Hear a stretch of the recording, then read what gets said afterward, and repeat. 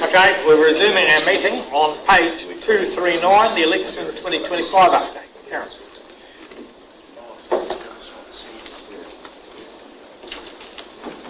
Thank you, Your Worship.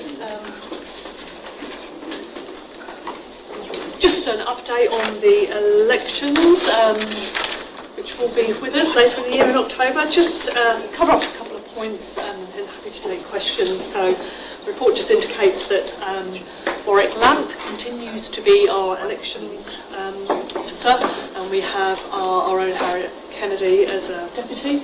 And a number of us have been sworn in as electoral officials, so there are particular rules that we have to abide by, and neither the CE nor Council can sway us from those, just to maintain that integrity of the elections. Some key dates: nominations open on the 4th of July. People already asking us for when they're open, because they're keen as mustard, and we encourage that, of course. And hopefully our council will go out and encourage that as widely as possible for people to stand and to vote. So nominations 4th of July to the 1st of August, and then the voting period starts on the 9th of September and goes to 11th of October, noon, and then we'll all be excited about the next triennium. And just a reminder around there, the pre-election period, it's not a statutory requirement, but we are mindful, and the Office of the Auditor General has put guidance around types of decisions that we should and shouldn't be making within that 3-month period, and being aware particularly of around our protocols, both for incumbents, councillors and our staff, in the sorts of things you should do and you shouldn't do, using, for example, your current position to preference you against somebody else who's not an incumbent. You know the drill. And us maintaining our neutrality in everything that we do, and making sure that we're not putting like really big decisions that have no way back if they're outside of BAU within that period, if they're probably should be left for the new council to consider. So happy to take any questions. Any questions, Karen? Councillor Lennox. Thank you, Karen. Just one query. If we were to choose to go public about us restanding, that's something we're allowed to do, as Mr.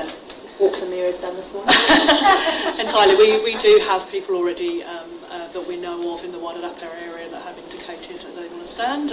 Your campaign is entirely your campaign, as long as you stick with the rules and the legislation governing campaigning, and not having those being outside of the rules, basically. But we'll provide more information around protocols for staff, and Warwick will be coming and talking to staff and to you as elected members, hopefully in March, around what you can do and what you can't do. Awesome, thank you. Anything else? Any other questions? Somebody prepared to move the recommendation that we receive the update? Move Councillor Holmes, second Councillor Lennox. Any discussion?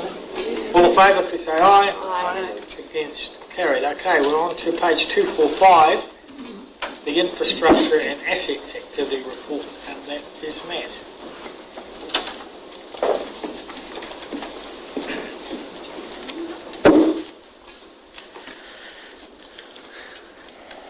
Hello again. I will take the reports as being read, but I'll just skim through a few highlights.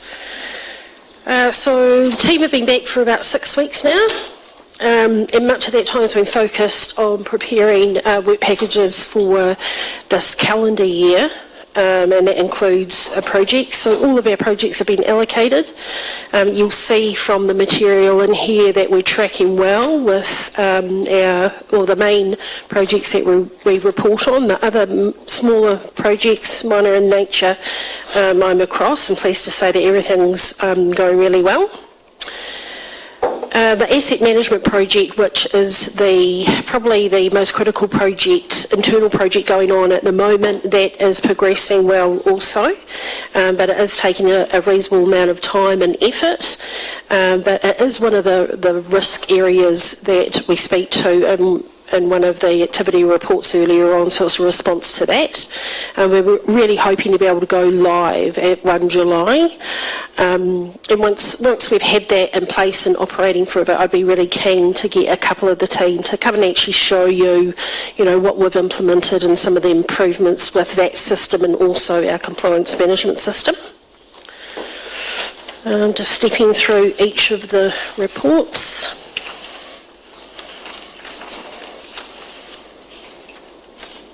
Everything is on target at this point in the roading space.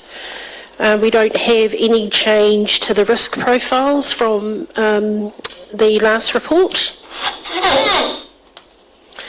Judd's Road is probably the most topical piece of roading infrastructure on the table at the moment. We're still just working through deadlines for decisions and making sure that we've explored all possibilities around funding and solutions. So there is a bit more work happening over the next few weeks in that space. Excuse me, so I went through utilities. Excuse me, my paperwork. So when I actually read the manager's utilities report, I was really pleased because it's quite clear that we've seen some big step changes in what's happening in our Three Waters space. All our projects are on track. We've got some key ones that have kind of been lingering for a little bit that haven't really been addressed, like Neckar Reservoir. It's really good to see that that's come up. The hydraulic models, one is totally complete, and we're actually now able to use that to inform our decision making, so we can make some better decisions around reactive responses, but also our planned work. The renewals is progressing well, and we don't have any change in our risk profile in the utility space. Projects, as previously mentioned, we're tracking really well in this area across the projects, and I'm really pleased with the way that the team have picked up and starting to work through our projects in a structured way, which aligns with our project management methodology and framework. We have had a slight change in our risk profile around drinking water standards. So there are some technical non-compliances that are evident from the last calendar year, and we've seen these come through as a result of implementing the compliance system infrastructure data. It's not in relation to the quality of the water, it's in relation to our monitoring. So, we've closed the gap there just by increasing the amount of samples we take and so forth, but it's a really low. In terms of scale of risk, it's really low, but I'm just revealing that is actually retrospectively what happened the last calendar year. We do have a situation with Wainuiuru that we are working with Tamara Arawai, and that scheme at the moment is non-compliant, so the changes to the drinking water compliance assurance rules last year or the year before now require that scheme to implement a barrier to the water that they're taking before they drink it. So it's an additional cost for this scheme, and there are some additional requirements that they have to start meeting that they haven't in the past. So we're just doing a gap analysis around exactly what's up there, because this is a ring-fenced scheme, so it's not actually one that we operate, but because it is registered to MDC, we hold some obligations and liabilities there. So we're just trying to understand the lay of the land, really, and then we'll be working with Tamara Arawai in terms of how we actually work with that community to achieve compliance. Facilities and open spaces, so there are a number of projects again happening here. Good progression and really good liaison with iwi. No change to our risk profile. Financials are tracking well. I don't really have anything else to add, but I'm happy to take questions. Thank you very much for your report. Just a question on bridge replacements. Are these bridges being replaced as a like for like, or are we looking to upgrade them for higher weights, higher axle weights? Okay. Thank you, Kane. Thanks, Kane. Thank you, Councillor. The weights will be increased to the 50 max weight limit within the instructions. There is a need for that increased axle weight going across these bridges? Or? Yeah, the Wainoa one especially, because there's talk about a quarry accessing up there. So definitely. Yeah, thank But you. we do that anyway. The guys can do that with the new concrete walls. Councillor Johnson. Thanks, Mads. I've got a few questions. First one is, when can we expect the library relocation to take place, and can we have an update on the project, as I'm sure the community wants to see something visible, and I just wondered when the grounds work might start. Well, yes, you can definitely have an update. We can produce something for the community in that space. In terms of relocation, we thought that we had a suitable alternative, but that hasn't quite worked out the way we'd hoped. So we are just finding other solutions, but I expect that to happen shortly. I'm not too sure about the grounds. Phil, are you able to comment on that? Councillors, we're still in the process of letting those tenders. Just in terms of the facility, the temporary facility, we're actually meeting this morning, so our project manager and team are meeting this morning with options. There are a couple of other alternatives, which is each of what the pros and cons, of course. And in terms of the groundworks, we'll have to come back to you and confirm that we're still in the process of letting those tenders. Yeah, I just think we're a bit quiet on it all. Okay, yeah, So I'd good really point. like to keep the community up to date with what progress we've made. The second question is, we talk about the Trust House feasibility study, which I know is in process, but also in this report we talk about the Golden Shares application for funding for the extension down there as being declined by Kanoa, and we did have some money tagged in the annual plan for that depending on the outcome, which was dependent on government funding. So my question is, can we release that money back? Or will some of that money go towards what we need to do down at Trust House? It'd be great to have an update on how that will now affect our plans for the Trust House Recreation Centre. I think there is a little bit of work that we have to do collectively as an ELT around some of the strategies that we have in place.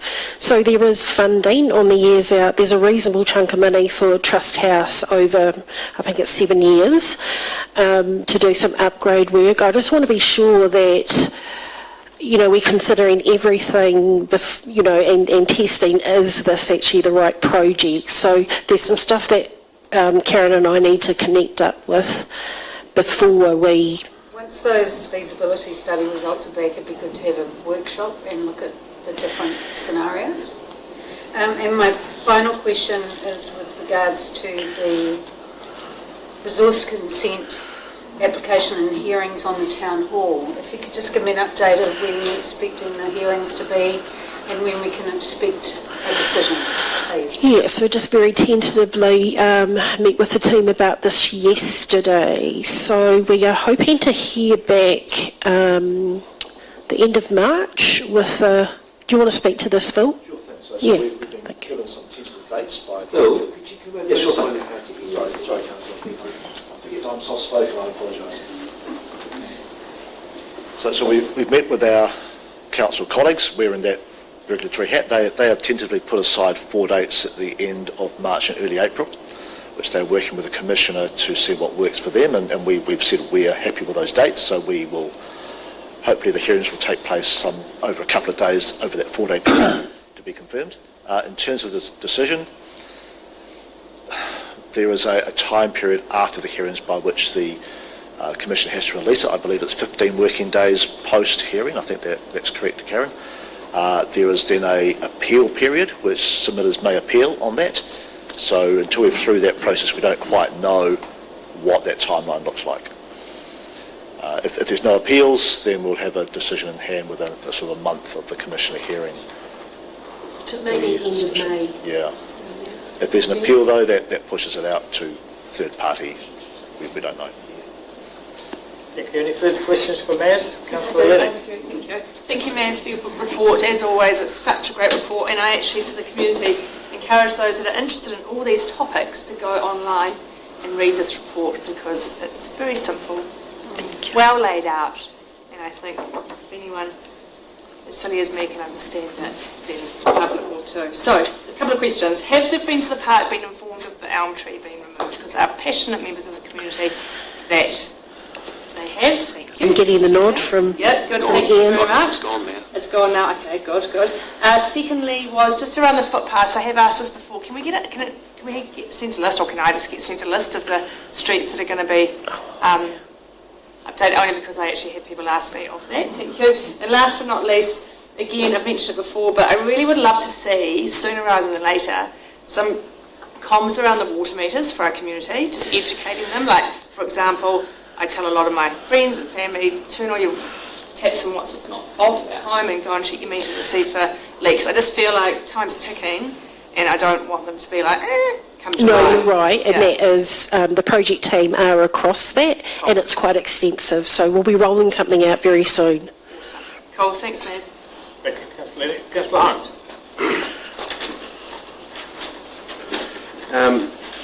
Maz, it's been talked for some time now about the tank up at the golf course, several years. I see it's been relocated to the water. You know, how long is it going to take before it's erected? Because, I'm assuming it will affect the pressure at Cashmere Downs. No, it won't actually. Won't? Steve, do you want to talk to that? We'll let Steve talk to this. Thanks, Steve. Come on up. Hello, Council. We've made quite a lot of inroads this part of the year. We've got a project team underway. We're analysing the area and making sure that area that we're relocating those, not relocating, replacing those tanks where the golf course is fit for purpose. At this early stage, it's looking like it is, but we're still doing that analysis. As far as up and running, it should be in the next financial year. That's good. Yeah. Thank you. And, It won't improve the pressure. Okay. It's not the intent of the project. yeah. No, I realise that, but it's all about water storage, which is the most important thing. The consent for Henley Lake, it's so important. We just got to go down to Henley Lake now and see the shambles. The waste, the wetlands is in. Henley Lake's okay at the moment, but this dry period could go on for weeks and weeks and weeks. Yep. So we need to get on with that consent. Understand, and the team of... Yeah. And Bex asked a question about the rec centre. It's a year and 2 weeks. The world champs are here, and it doesn't look as though we're going to be able to honour our idea that we might have been able to give them better accommodation, so forth, at the town hall. So, time's running out. Okay. Any further questions? Councillor Tudor. On page Yes, 250, thank you for your report, Miss. You're talking about cross connections. There are 39 defect letters. What sort of defects are you talking about? These are in relation to Coburn Street. Yes. Yeah, so the defect letter is where we effectively write to the property owner and advise them that we've detected a potential cross connection or something else untoward on their side of the boundary, and we encourage them over a period of time to get that solved. Okay. And there are a number of people who haven't responded. Yes, that's right, but we kind of have a process where we give them a period of time, we go and check, issue a reminder. Any further questions? Yes, Councillor Bay. Just another question on that. There were a couple that were seen as being our issue, these defects, yeah?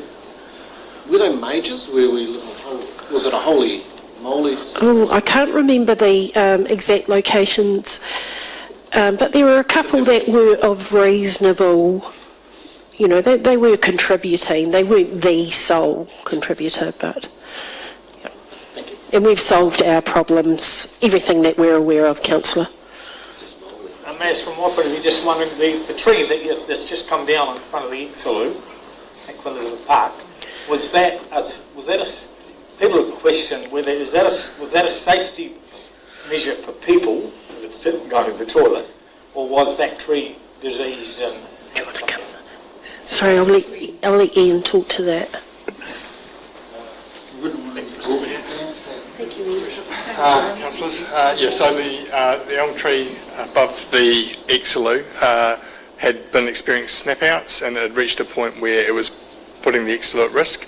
So the last thing we'd want, obviously, is someone to be trapped in the Exeloo or with a branch coming down onto it. So the arborist's opinion was that it reached a point where it was creating too much risk. So it was the risk, not the health, that was the factor. Thank you. I'm just wondering if that was a lavatory?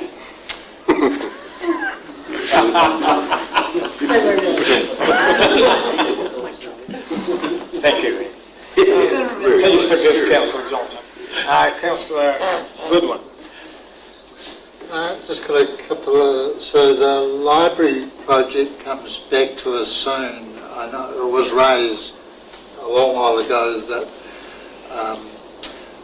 they would look at having an outside toilet for Queen Street on it.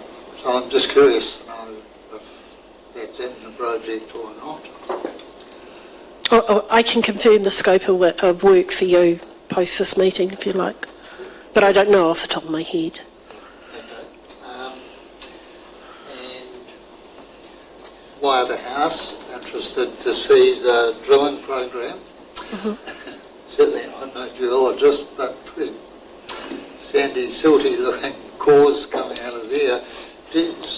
Will that come back to us? Just let's say it's very challenging ground to build an IL4 building on.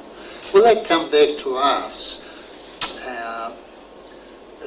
if you know, you're going to propose spending a crazy amount of money to make an IL4 building on an inappropriate piece of ground?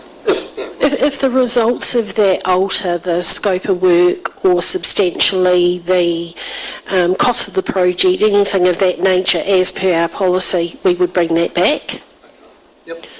And the demolition of the town hall, there is seems an anomaly to me in this project, and I got reading Gary's comments on Masterton Matters, which I just emailed out to you all, where there is no proposal, there is no guarantee to build a new town hall on that site after the demolition. Is that is correct? Providing, but because it comes down to cost, we put a $25 million cost on.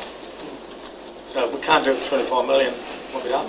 Yes, and so that is the position, isn't it? Always has been. Always has been. Always has been. And at what point will the cost viability of building it come before us? You know, so say someone raises 15 million. Yep, we can go ahead. Happy to answer that. So the focus for the project team now is getting to the point of demolition. So if we assume that all of that happens, once that happens, I would expect more of a detailed analysis for the price of what a new construction might look like, and that would also need to be, we'd need to feed into that any external funding that may have been raised, and then we would bring that back around the table. So exactly when, I'd say it's some time away. Yeah, well, I would, because I get asked about this, I would like Harriet to make sure that's in the minutes, please, because, it needs to be spelled out to people, I think, that what you just said. And so is that okay, Harriet? Would that be in there, in the minutes? Sorry, Harry's heard you, Councillor. Okay. I think the community is well aware of it. It's not a given. We've told them 100 times so far. It is not a given. Yeah, absolutely. Yeah. Absolutely, we said that. You made your point, Brent. And you, okay. It's always been the Is it same. very clear on that? Maybe I might just be a bit slow, I'm just curious. yeah. Who else is clear on that? Councillor Nelson. It's nothing Stella's different. clear? So just to clarify about that point, so there's no guarantee that a new building will be created? Well, what we said, Councillor Nelson, even if we go, it's got to be for a cost under $25 million. Okay. So to clarify, we could spend almost $4 million to destroy the building that doesn't need to be destroyed. It does need to be destroyed. No, it doesn't need to be destroyed. Nothing has to happen until 2031. Still got to be destroyed. And then no project development. So we could spend $4 million at a time in which our community is really struggling to do something that doesn't have to be done with no guarantee whatsoever that a new build is going to be on that site. And I think that's at a cost of $21 million because we take that $4 million off the 25. Is that correct? That's correct. That's correct. Okay, so just to be clear, I'm pretty simple. So we could spend $4 million to do something that doesn't have to be done now in this time of great economic uncertainty, and then at the end of that, no building is built. Well, I can answer that very simply from my point of view. I think if... No, I just need that question, so I'm just a yes or no. I'm going to give you an answer, thank you. You've given your explanation, I'm going to give mine. My answer to people who ask me that question is very simple, is that it'll never be cheaper to do it now. If you're going to knock it over in 4 years' time, Tim, it could be twice the cost it is now. So your decision is now or never. So that's my position. Your reasoning to spend $4 million now is because it's a cheap time to spend $4 million. My reasoning is that it'll cost a hell of a lot more and we have to do it in 4 years' time. Okay. And just another point, Naz, it's really reassuring to hear the stuff around Three Waters. So you're, the work that's being done, you're on top of everything. This is probably the first time I haven't commented on Coburn Street in years. And it's great to see that in-house we're capable of being on top of our Three Waters work. Thank you. Thank you. Councillor Goodwin, sorry. Look, I've just got to comment on the frequently heard around this table that it'll never be cheaper. Because it's a statement, of course, not an argument. And I'd like to point out to you that if you're going to be buried in a cemetery, it'll never be cheaper. Do you want to leap into it tomorrow? Or would you rather wait until the right time? You know, it's not an argument. That's ridiculous. But let's go. Well, so is your statement. Well, thank you, that Councillor it'll never be Goodwin. cheaper. We'll let people decide who. So far we've had the community support. Great analogy. Okay. Councillor Helena.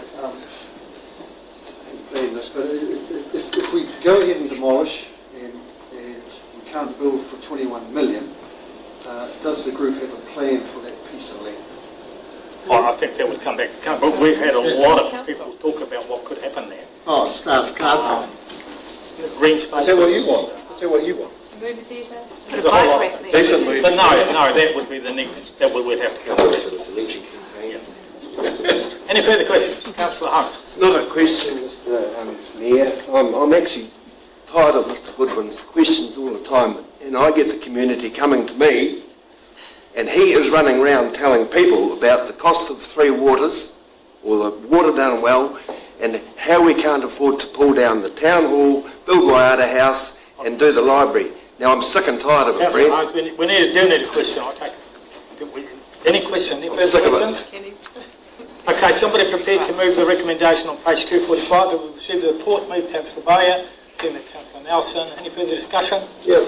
Councillor Nelson. I'd just like to applaud Councillor Goodwin for the work you do for our community, to make our community aware of costs of things, and to be such a prudent councillor. I, as a ratepayer, are extremely grateful.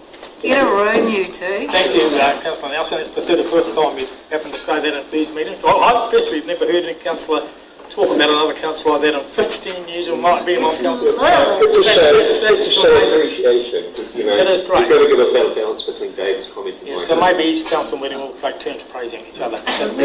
Joe's got Councillor Hayes. Thanks for calling me, Councillor. Thank you very much. I just want to say we held a Waitangi Day event at the Runanga recently, and I got hit up by our Tumaira team to ask what one of the councillors was doing, going around talking about cost and increase in rates should local water done well come through and impact their rates. What that did, and this is talking about stuff that belongs at this table, was was totally confuse our whānau about what we were actually making decisions on around this table. So I had to push it off the table and said, that is a concern that councillors are actually discussing at the moment, and that should not have been discussed in a public forum like that with our whānau. They actually have no idea about what's going on with local water Dunwell, just like everybody else. They're waiting for the documents to come out about what that would look like. So I just want to say that it's great that council comes along to all of our community events, but when there's politicking like that happening, it does actually put our whānau off. And when I get a kickback from our PSGE about that, I have to deal with it because I'm their rep here on this council. So I would prefer that those kinds of things would stay here and not come out into the public domain until it is officially in the public domain. Thank you. Okay, we've got a mover. Councillor. Sorry, since I was the councillor, I suspect it's been talked about, I'd just like to retort that the main thing I asked was for them to come and talk to us, because much of what's in that document, I accept not many people have come across, and it's just coming out. But it's a huge issue, and I simply asked the CE to make sure, if possible, that she can come in and give us a chance to have a face-to-face talk with them. Because so far in this project, there has been no communication between the two iwis other than through the two reps. And this is the biggest thing for many decades in this town, and I just think that sort of connection and dialogue is very important, which is why I raised it last week or whatever it was. Thank you. Councillor, just one more. Councillor. I just would like to respond to that. Actually, that's what you say, it's that there's been no dialogue. There actually is dialogue within our runanga and within our PSGE around this kaupapa, which we've kept, and we keep that dialogue within us at the moment until, as I said, it becomes public forum, and that's when they'll come in and have their say. But to assume that we do not pass back to our respective iwi of what is the discussions that relate to us at our various meetings, then I think it's just an assumption on that councillor's part, and never to assume that, because we do keep very good ties and communication with the people that put us in. Thank you. Thank you. And I was just going to add that I think we're very fortunate around this table to have Joe and Robin representing our iwi here. They're both very powerful people within their own communities, and I'm sure that they do pass on everything to their community. Okay, we've got it moved and seconded. All those in favour, please say aye. Aye. Yes, carried. Okay, 253, the Strategy, Policy and Governance Report, and that's Karen. Thank you, Your Worship. I'll just take the council just through some brief highlights. The report may not be as visually appealing as the Infrastructure and Assets report, but I'm hoping the content is as engaging. As you have heard throughout the earlier parts of the meeting, there's a lot going on, and I won't go over those pieces of information that you've already gone through. Just a couple of things. The Treaty Principles Bill, Council did make a submission on that bill, and it was largely supporting the Taituara and LGNZ submissions, which focused on our partnership working with local government and iwi and iwi entities, and how the bill potentially would impact significantly and perhaps not positively on those existing relationships. So that submission is included in the paper. Just a clarification, back to basics. This is the central government's proposals for the future of local government, but probably not as comprehensive as the previous work around the future. The cabinet paper on the policy detail was released on Friday, and I will be providing an update in the next council meeting on what those that cabinet paper outlines, but that will be coming through to a bill which we will no doubt make a submission on. The National Waste Policies and Waste Levy was something that there were changes that the government made without consultation with the sector or with local government, and our council felt motivated to write to the government to ask that any future changes were done as part of the broader review. There were some key items, policy work that our teams in council and across the Wairarapa and indeed across the country working on and already had within our waste minimisation plans that were signed off a year or two ago. So to have a reversal on those policies was considered not to be overly helpful. Just to clarify, we could still move forward with those pieces of work, but they were not policy driven by central government any further. And as you've seen, many policies that we've worked through, just a clarification, the team's run away after the earlier discussions on what a motor vehicle is. And it's not actually that straightforward. Definition being that a motor vehicle is something with mechanical power, so it definitely doesn't include bikes. Mobility scooters are specifically excluded. There's some lack of clarity around e-bikes and how much power those have to be, whether they're considered a motor vehicle or not. So it was a very good point raised by Councillor Tutor. We will put some more information in an FAQ and make sure the definition's clear in the bylaw. So thank you for bringing that up. Happy to take any questions. Right, any questions for Karen? Councillor Johnson and Councillor Goodwin.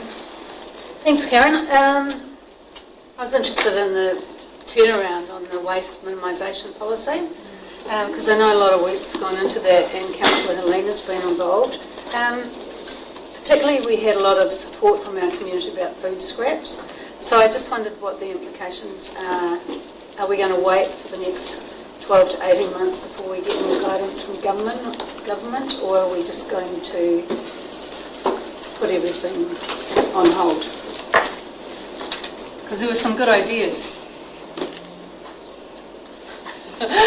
I'll need to, maybe Councillor Helena can give us an update on the latest discussions that the team have had around... Because they were regional council discussions as well, weren't they? Wellington the other Regional territorial. And Wairarapa as well, and actually Phil's put his hand up. Oh no, Joe's here. Joe's be able to come and talk to that point. Joe is our person who is leading on waste minimisation for council with the rest of the Wairarapa and Yes, so regarding the food waste, so we had already engaged and got funding from MFE regarding the feasibility study for the organics study. So that is actually currently in place now. We're doing that process now. So just to give a highlight around, that is one of the ones that are not going to be mandated now. So that was 2030 that was suggested to be mandated by.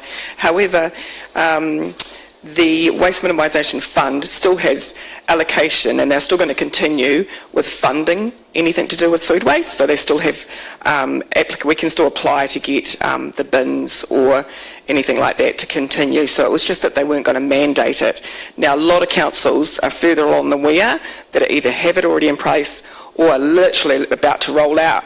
So I haven't heard that any other councils have pulled that. It's still, the goal is to divert from landfill, and that was the goal around food waste. It may change later, we don't know, but currently it won't be pushed through. So that's the update on that one. Yeah. Thank you, Joe. Tom, did you want to add anything at all? No, I've been in liaison with Maz and I'm waiting for the update from the Wairarapa Waste Minimisation Management Plan.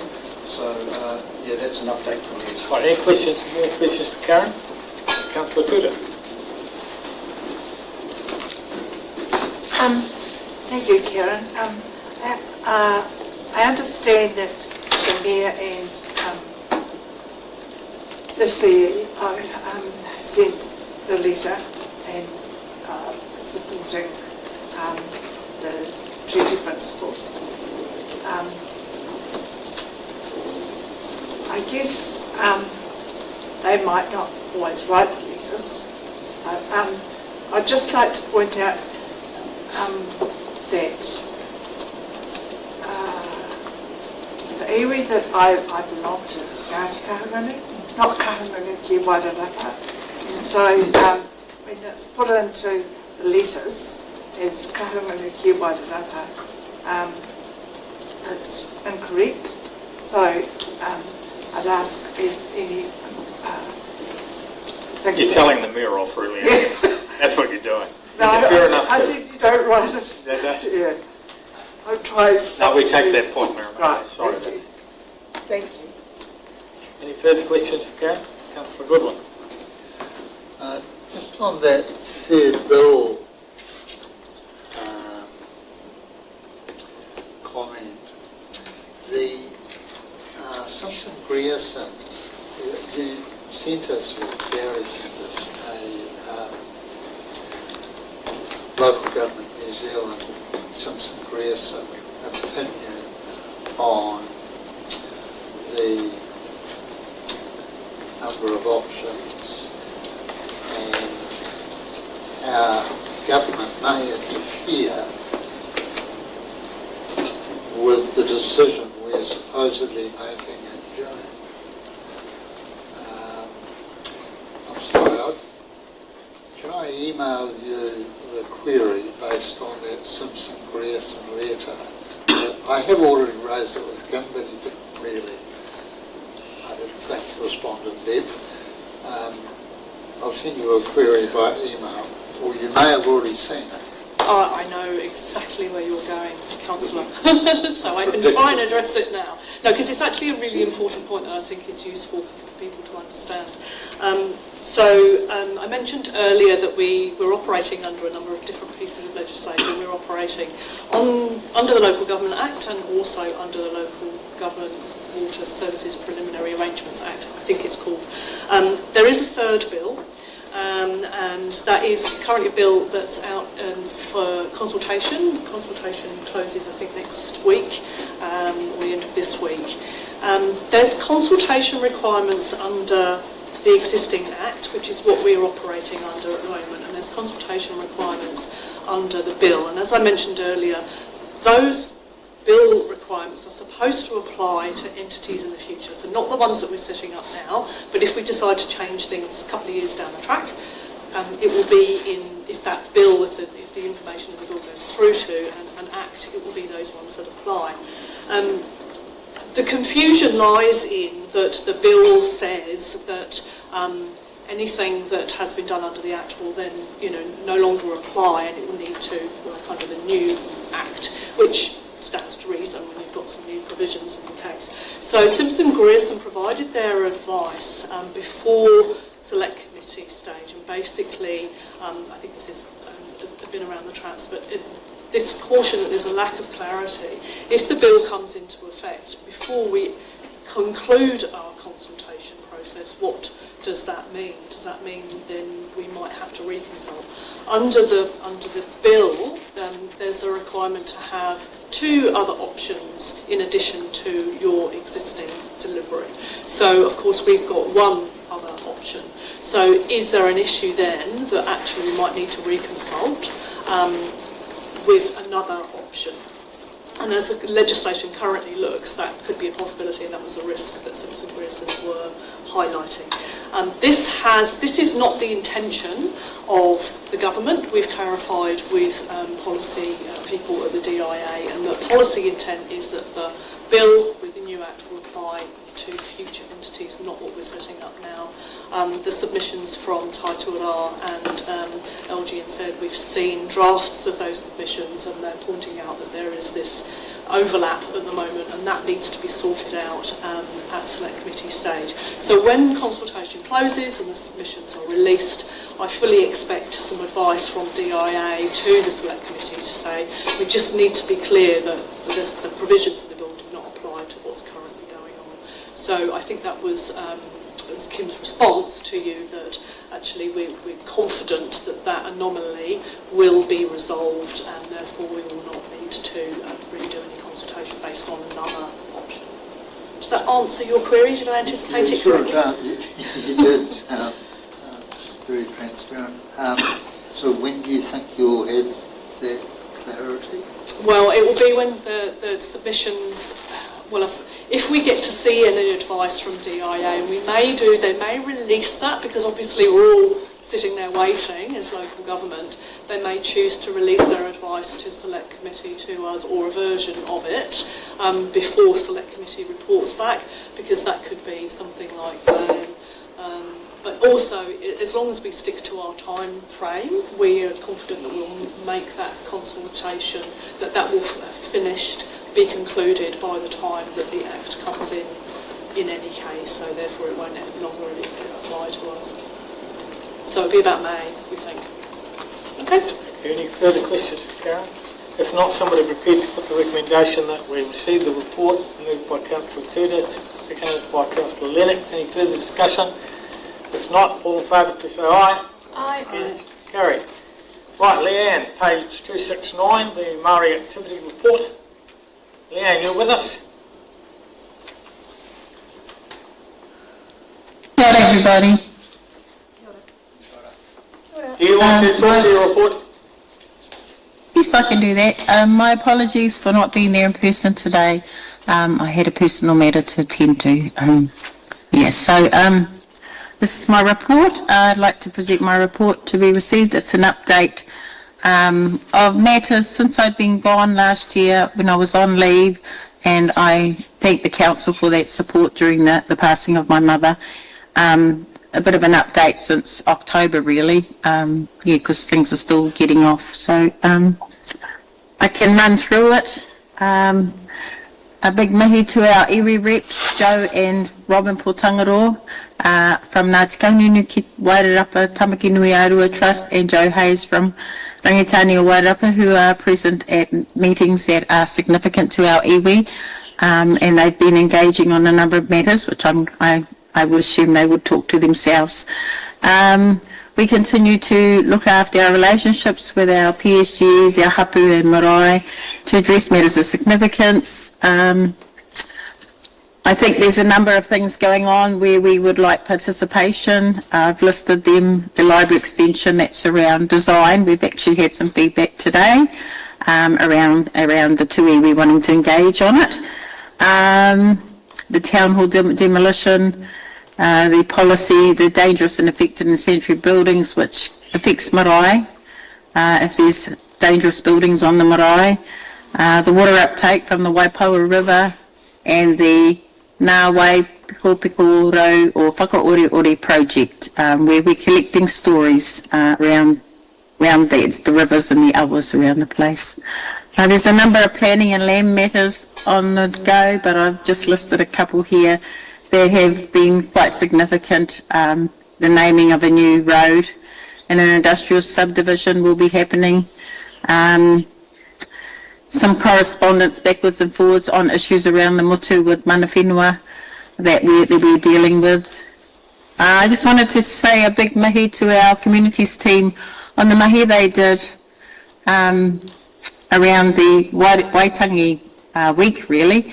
That was the Omni Couch in the Rathkill College, bringing together the Year 13s to pretty much educate people around the treaty. And a couple of us attended the Ngāti Rangitane Day, down at Hamua. That was wonderful to see two of our councillors there attending. There's some district-wide matters that are still on the go. The Combined District Plan had its hearings on the Māori Purpose Zone and Sites of Significance late last year. I attend to the Recovery Board on any matters that need addressing. We're going to be going out to Mātaikona this week. I think Robin Potangaroa is going to be with us with the placing of the hubs out there, the emergency hubs. I will be attending a meeting for the first time for the Tākai Here role, which is a role for our iwi liaison. At this stage it's held by the iwi liaison officers in council. It would be good to see some progress on that, because we haven't actually all got together in the Wellington region to talk about the role as yet. So we attended the three Pau Māori throughout the Wairarapa district will be attending that on the 6th of March in Wellington. I don't think I need to add too much to Local Water Done Well, other than our iwi reps are participating in that and a governance level. The Wairoa Statutory Board has just recently advertised for a project manager, and this is to lead out a multi-stage strategic vision project. So watch that space, because I imagine that will be something that we will need to keep an eye on. And we are soon to launch our Te Aka Poutama Māori Cultural Competency Framework on this 3rd of March, is it? I can't remember the date, but in March. And the rest is just around some cultural competency we're doing with staff, and where we hope to go with that now that we're progressing with it. So, any questions? Thank you, Leanne. Any questions for Leanne? If there's no questions, I'll just, it's probably a good opportunity to ask you, Joe and Robin, whether you do have anything you'd like to add to Leanne's report about what's happening in the iwi land. Well, I'm just grateful that I'd be participating on this Saturday with, you know, what's actually come up after 2 years of Cyclone Gabriel, and that the council is helping lead those smaller communities to become a bit more resilient, and the fact that we're going to play a part as well as iwi is just good. Pretty much it. Thank you, Robin. Yes, I'll be there as well. So that's good. So thank you, Leanne. Thank you so much. Somebody prepared to move Leanne's report? Move Councillor Lennox, second Councillor Turner. All in favour, please say aye. Aye. Thank you. Leanne. We now go to page 273, Community Activity Report. And, okay. Afternoon. Tiffany, sorry. I'm Tiffany, so manager of the library and archive. I'm standing in for Corin while he's on holiday. So I'll take the community team report as read. I'll just go through the library and archive portion and answer any questions on that, and then turn it over to the team to speak to their reports. Short report for the library and archive. So the last 2 months we've really focused on our summer reading program, and that finished at the end of January. This year we kind of focused on fostering exploration through literature and active play. So we had a variety of programs that provided active play and ways to engage with your children using literature and physical activity. So it was a really great event. We had over 125 kids participate in that. They read over 950 books. We held 17 events and had 1,100 kids participate in those 17 events. So it was a really successful program this year. I've included some feedback. I'm not going to read it, but it's some pretty impactful feedback that I think is important to share with you guys. So for the library and archive, that has pretty much been our last 2 months. So any questions for me before I turn it to Claire? On the library? No, Okay, I'll turn it over to Claire then.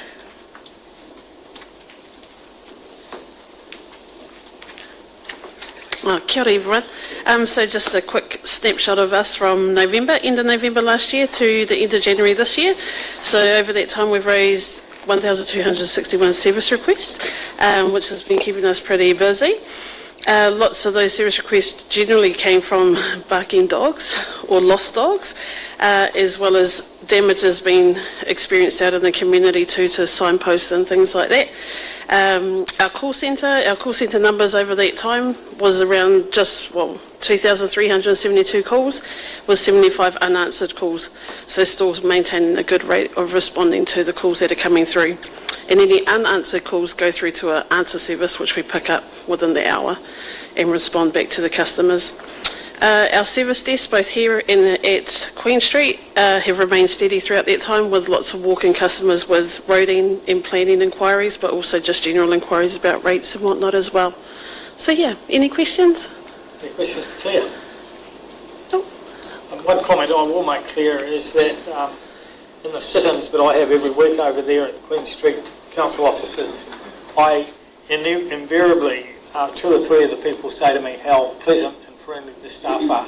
Thank you. And I've had 2 emails in the last couple of weeks as well from people who have, in the past, they've said they've, I won't use the words how they found staff, but they say now that they're so pleased and so friendly, and I've experienced myself hearing the dialogue between your staff and the customers. It's great to hear. Thank you so much for the work you're doing there. Thank you. I'll be sure to pass that on to the team too. I'll hand over to Terry.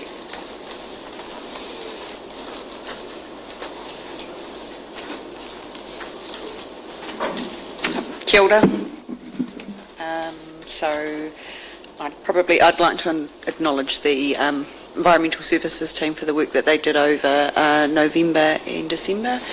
They got the majority of the service requests, which means it's all reactionary work. So responding to all of those service requests, delays the project work that they may be working on. But they have been getting out and seeing, there's still some really poor parking behaviour in our community, which is concerning and disappointing. So we're still out there reminding people about their parking behaviour, particularly when it comes to parking across footpaths and on footpaths as well. People are going to see us out more often in the CBD as well, the Animal and Bylaws team. We're noticing that there's a number of dogs being seen in the CBD. That is one of the only places that dogs are prohibited. So we are just going to be reminding people that dogs that dogs are prohibited in the CBD. Also in November and December, we had 48 dogs impounded, which is quite a lot. We had 5 puppies impounded on New Year's Eve, so that was disappointing, but luckily one of our partner agencies helped us out, and those dogs have gone into foster care now, so that's great. Also just a reminder that team doesn't stop over that Christmas period. They're on call Christmas Day, New Year's Eve, New Year's Day, everything. They've got to get out there and still do that work. Pleasingly, we're seeing quite a few food stalls, which is great and great for our community, but we are just got a bit of a reminder for the community as well that there are some responsibilities on them for either registering their food stalls or notifying if it's either a fundraiser or a one-off event, and a reminder that the event holders, even if it is a regular event, they do have some responsibilities in making sure that their stall holders were complying with the legislation. Any questions? Right, questions for Terry? Councillor Johnson. Yeah, hi Terry, great report.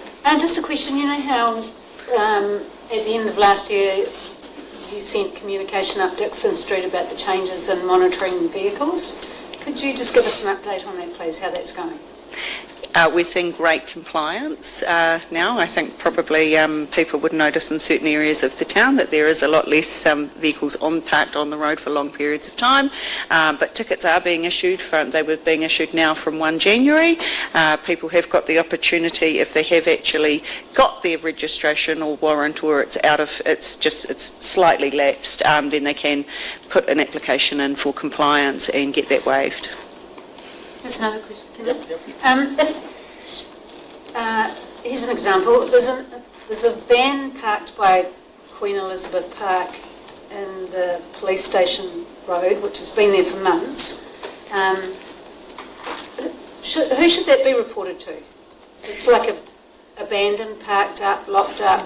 Yeah, so you can report it to us. Yeah, I wasn't aware of that. So that can be either reported through the customer services team, or it could be reported through Anteno, and we can definitely whip round and have a look at that. And my other question is, how there's been quite a few vehicles staying the night at Henny Lake. If those vehicles are unregistered or unwarranted,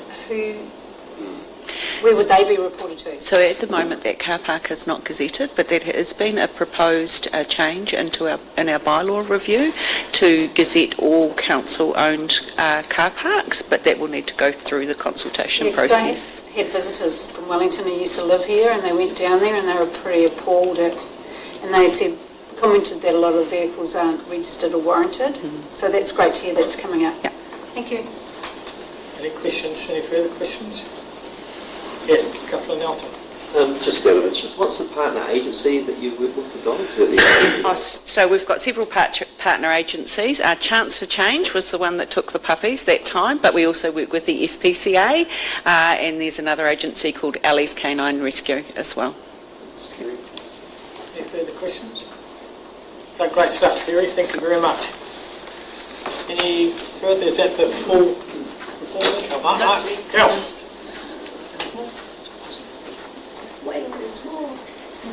Thanks for the intro, Terry. Kia ora koutou.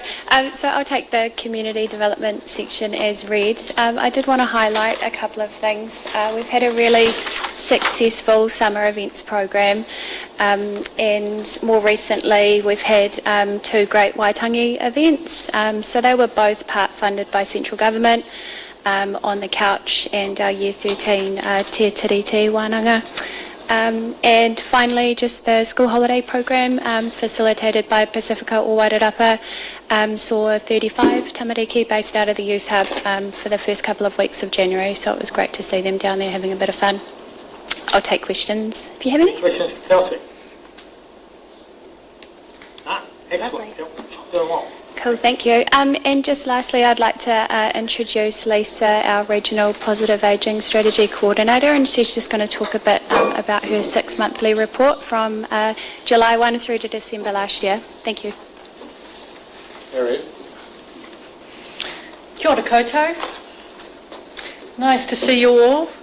I'm going to take my report as read, but I want to highlight 3 things that are coming out of the positive ageing strategy. Firstly, we have just finished, we're almost finished a project called Grab and Go Bags, which was a group of organisations led by me assembling 50 grab and go bags, which will be given away to people over 65 that have a barrier in assembling those bags, because of course you know the cost of those is quite prohibitive.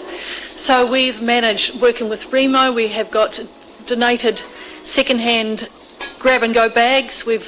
St John's have donated first aid kits, and South Wairarapa Rotary actually has paid for 50 torches.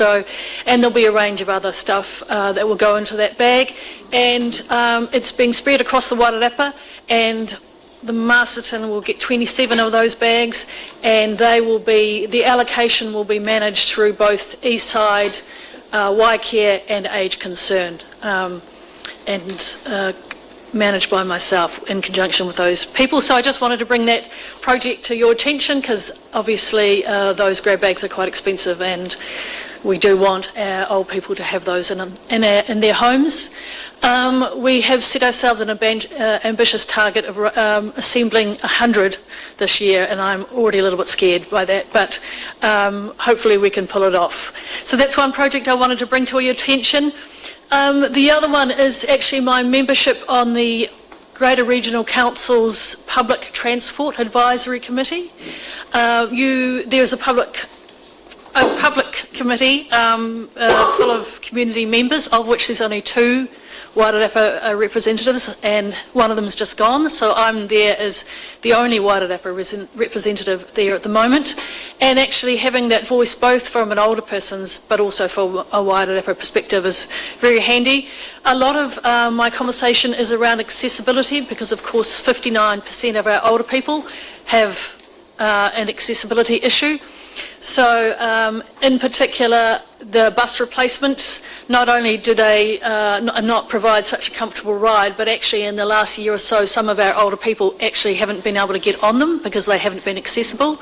I've watched my very own mother be hauled by 2 burly men, actually hauled with no dignity onto those buses because they haven't always been accessible. So I've been focusing on providing a lot of feedback around that, and also actually the snapper uptake by our elder people is not large. So apparently they don't know where to get them, they don't know how to buy them, etc., and they're not actually sure about the timetable of when they can actually use their gold card or not. So I think that I'll be seeing a project with Greater Regional Council this year regarding our older people and increasing their use of our public transport.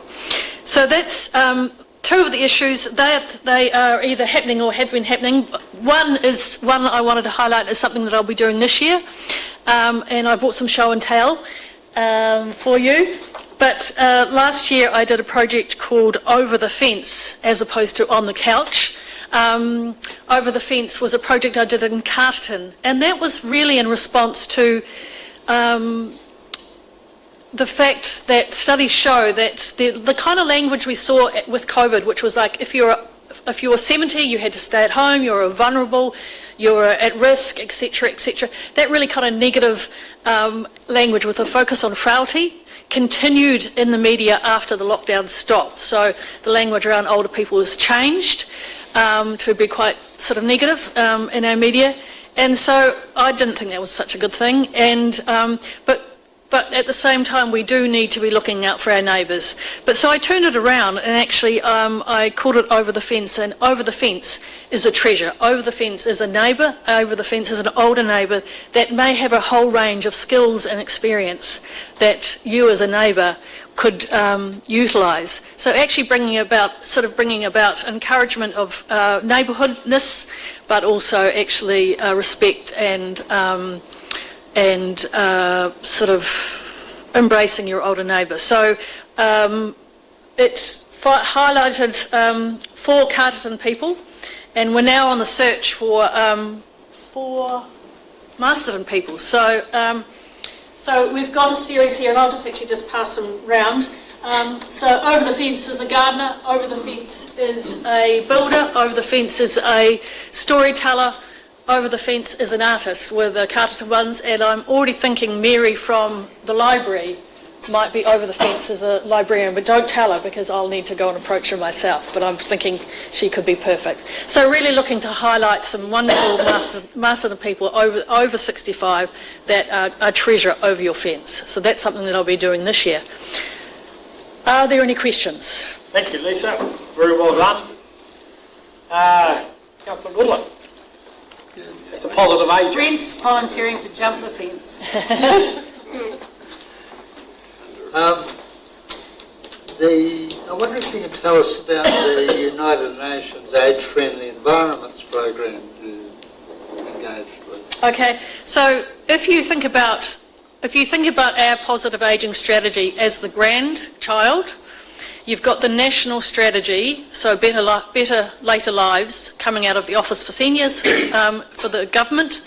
If you see that as the parent, the United Nations Age-Friendly Network program is kind of like the granddad or the grandma or the kuia of the age-friendly world. So that's we actually belong to that network, and I reported back to them last year and highlighted the Over the Fence project. So it's an international movement with members all over the world. I sat in on some training the other day where there was somebody from Israel, somebody from the Philippines, etc., etc.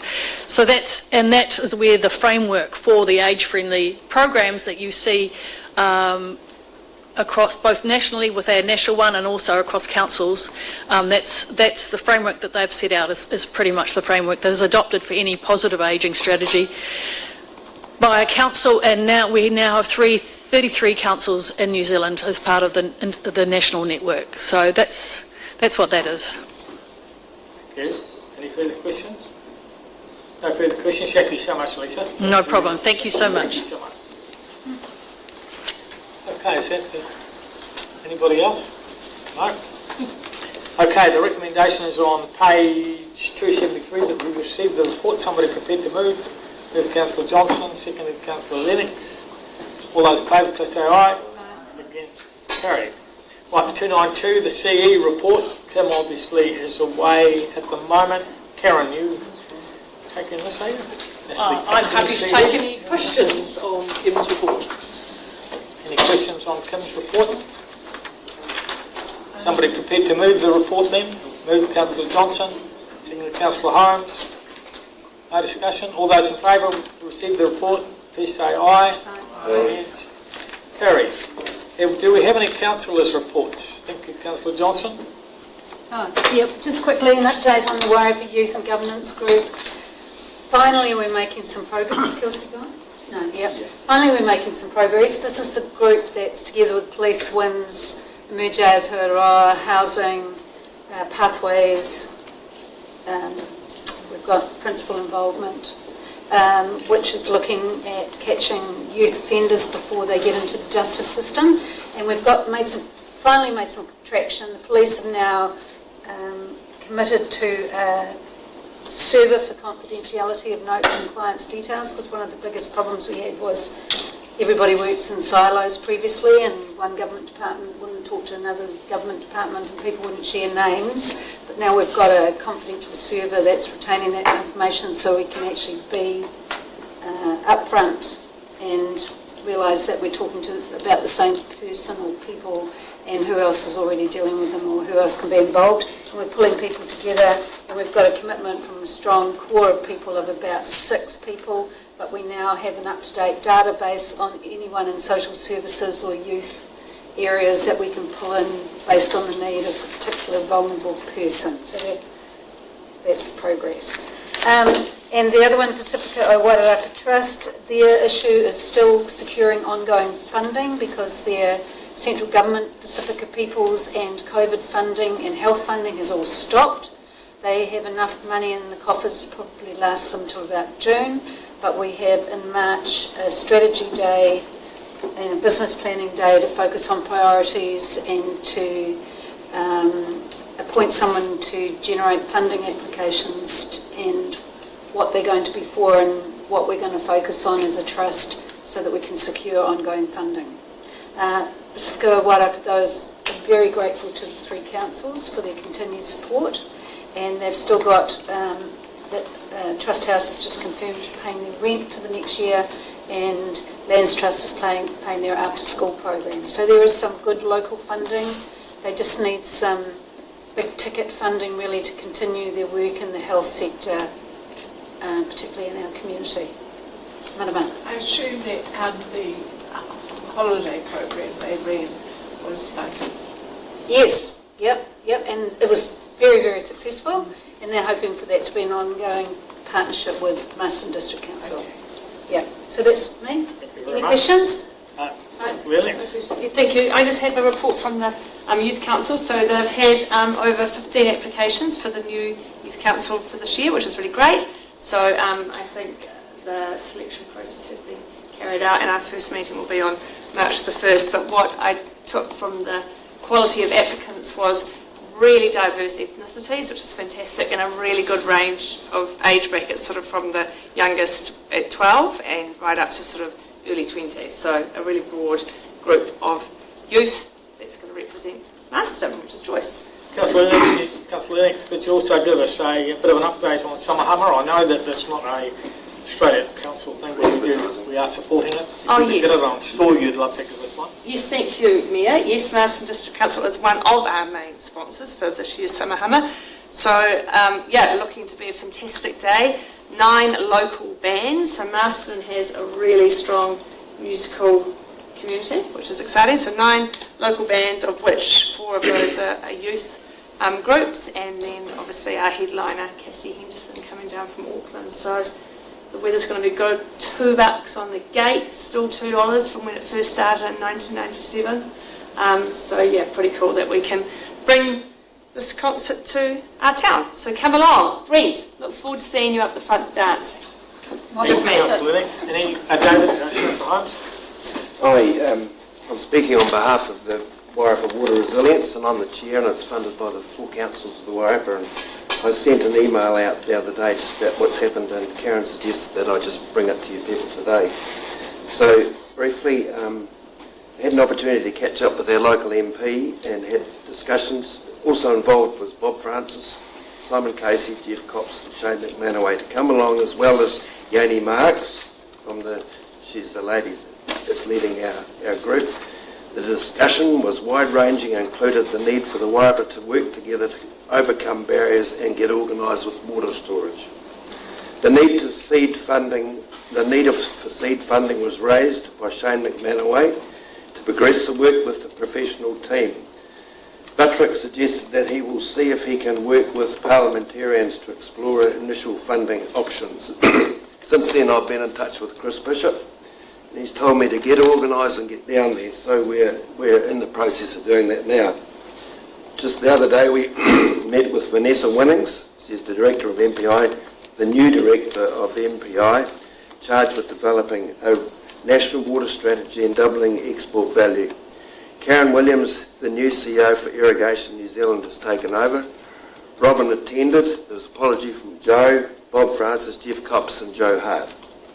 Central Government is driving to move forward on investments which support community, commercial and irrigation for horticulture development, commercial and community. Generally, there is an appetite for setting up a team that can establish the sort of entity we need to progress the projects under the water capture workstream with support from MBIE, MPI and DIA. I'm delighted to see some traction and momentum to use the window of opportunity with the government. Keen to see the Wairapa going forward and understanding the importance of water storage. And as Vanessa highlighted, this will dovetail on water done well as well. Yoni is working with government officials to progress the thinking on this. She is also making great strides in progressing the work to undertake the fundamental project on demand for water funded by Wellington, New Zealand. Having successfully engaged consultation and internal resources, I'd like to thank her for the dedication of moving all this work stream forward. Incidentally, she's off to Hawke's Bay the next few days to look at the proposed water storage program up there.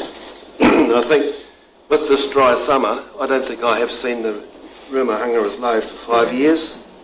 Henley Lake is holding in there at the moment, but the wetlands are devastated, and I just think it's important that we look forward.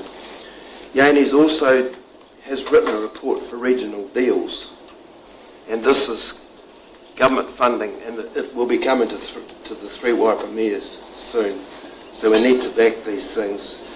And also, I just wanted to talk about resilience. We used to own a block of land up at the gasworks by the railway line, which Joe Hart purchased from us. I went up there the other day. It's an absolute credit on what he's done to a contaminated site. The whole site has been decontaminated. There's a stream and there's native bush there, and he's obviously coming to see, he wants to do a deal with the council about donating it all. It's an absolute credit about what someone can do if they set their sights to do things. So I'm just happy to give this report, but just while I'm on it, water is so important, and Joe and I have had a lot of dealings, and Robin, just lately.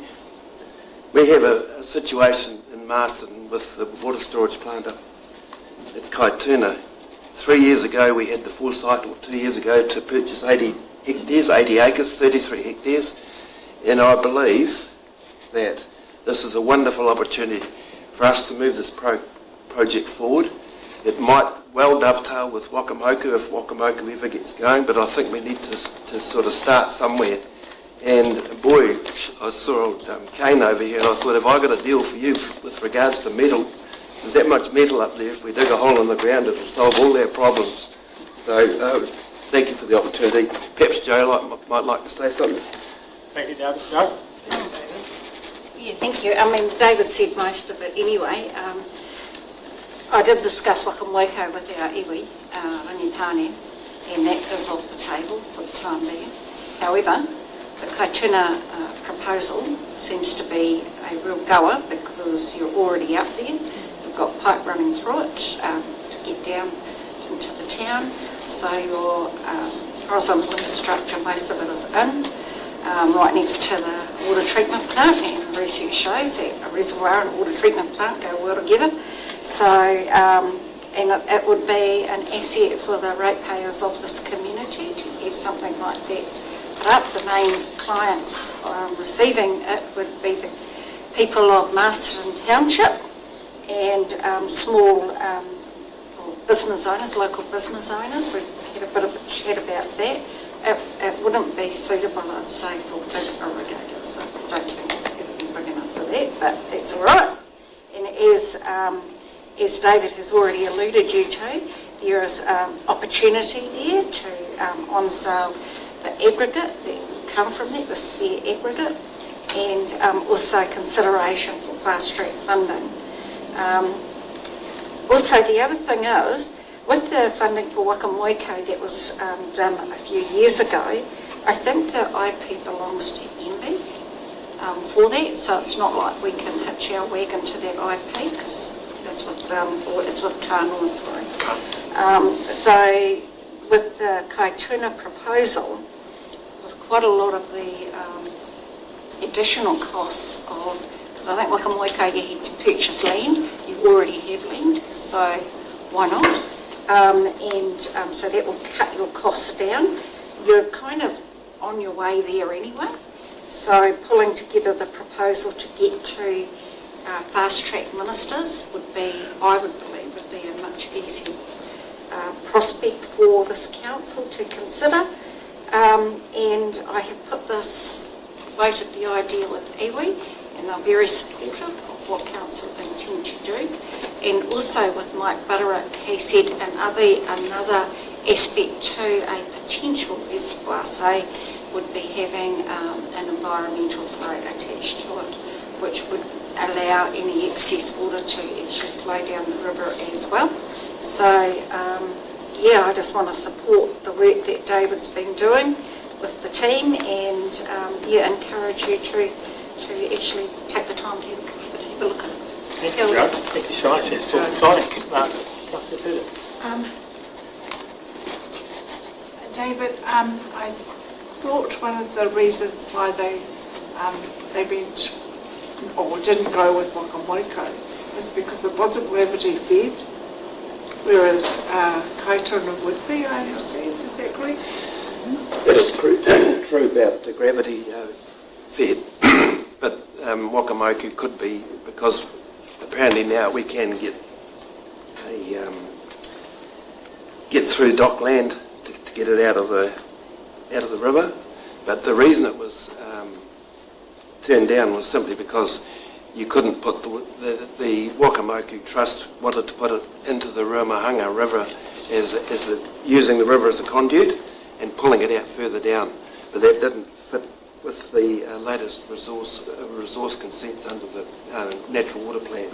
That was the reason. So, but Kaituna, this proposed site at Kaituna that the council own, it could easily be siphoned in there. And I've got another question, if that's okay. Would, if it was a Kaituna reservoir, would that just be for Masterton? Yes, at this stage it would be, yes, yeah. But it would also give the healthy fresh water for Memorial Park, Memorial Lake, Henley Lake. It would go across there. And a lot of the pipe work's already in. So, look, it's only an idea at this stage. We're working forward. You heard it here first. Yeah, so this is hot off the press, yeah. So, David, I told David about it the other day, and he's sent me some very interesting photos of it all. It fits in beautifully. And our problem with the Greater Wellington Regional Council for the Memorial Lake and Henley Lake would be solved. Would be solved, correct. And the other thing too, if we use our water meters as proposed and people learn to live with water, it would solve our water problems with watering the garden to a fair extent too. Thank you, David. That's all very interesting. Any further reports? Just like to thank people for the reports. There are some of our councillors I know you're doing a hell of a lot of hours on these committees. Thank you so much for what you're doing. It's really appreciated. Okay, without now move to the meal report, because we're now at 25 to 1 and we've got another meeting at 2 and we've got a public excluded. I'm just going to cut mine short. I did have 2 or 3 pages here, but I'll talk quickly about the Mayor's Task Force for Jobs. In the last year of this Mayor's Task Force for Jobs, 76 youth have been put into employment here in the Wairarapa, which is an excellent result comparing it with the rest of the country. As you'll be aware, the contract at the moment is run by REAP, and I think they do an absolutely great job. Unfortunately, however, the funding from government has been decreased for Mayor's Task Force for Jobs, and it is now a proposal to bring it in-house, and with the Carlton Council acting as the host council. And that's still on the table. It hasn't. We haven't got the full proposal yet, but it looks likely to happen. Unfortunately, too, it looks likely that the targets, because of the decrease in funding, the target will be cut back to 31. And as we've been saying to the people at the top, our figures show that in Wairarapa we could do 31 in the first 3 months of any year. So we're just hopeful that our stats will we'll encourage government to support us more, but it would be a real shame if this Mayor's Task Force for Jobs blew over, because it's extremely successful, and the results are shown for themselves. And the other thing that's been really pleasing on that has been the positions coming up in hospitality and retail have been significantly rising in the last couple of months, which suggests that the economy might be on the way back. So that's sort of positive and not positive. The other, which I think is really positive, I want to mention is that I was really excited on Monday to meet with a couple of very impressive young people in Ayala Savalia, I hope I get these names right, and Araya Matthews, who I've chosen along with our community development team to be part of the 2-year program for 2025. And this is a program which aims at enhancing how rangatahi contribute to their communities. And it's going to involve myself and perhaps some of you councillors. I'd like to get some of the councillors involved as well, who will meet on a regular basis with these two young people. And we'll be inviting them to attend meetings of some of our committees, including the likes of climate change, rural advisory and disability action. Also have them come along to council meetings when they want to council workshops, and we'll be bringing them to a full council meeting to introduce them to you very shortly. This program also gives these two youngsters, or young people, the opportunity to attend meetings at places like Hamilton, Rotorua and Wellington with counterparts from other parts of New Zealand. And they're also talking to both, and they're both very keen to starting up their own community initiatives based on their own thoughts. And so they'll be running them past me, and then I'll be looking to bring them to council. So it's a real opportunity to give young people to give back to the community, and I'm really impressed with these two. I think they're going to be a real big help for us. Generally, we have supported this program in the past with just one person. We're now doing two, and as I say, I think it's quite exciting. In fact, I think it's very exciting, and I am hoping, I am determined that not only myself, but some of you around this table can also come along to the meetings with these people and bring your experience and give them a bit of help as well. And just if I could just finish this little bit by saying, that myself, but particularly staff, have been really, really busy over the last few weeks. I know it sounds patronising, but as Mayor, I do get to see firsthand just how much staff do, and I've been constantly marvelling recently just at the work. When you think we've got local water done well and all that's taken, and they're doing their own jobs at the same time, and then they've got the annual plan. The workload's been mind-boggling for staff in the last 2 or 3 months, and so I just want to say on behalf of you guys publicly to staff that, and I really mean this genuinely, thanks for all you're doing. This has been a really, really, really busy time, and I think we've come through it really well. So thanks so much. So that's my verbal report. We now go into public excluded. I don't know if you want 5 minutes. Yeah. Okay, could somebody move? We're going to public excluded. Moved by Councillor Lennox, second Councillor Holmes, and we'll come back in 5 minutes. Cool.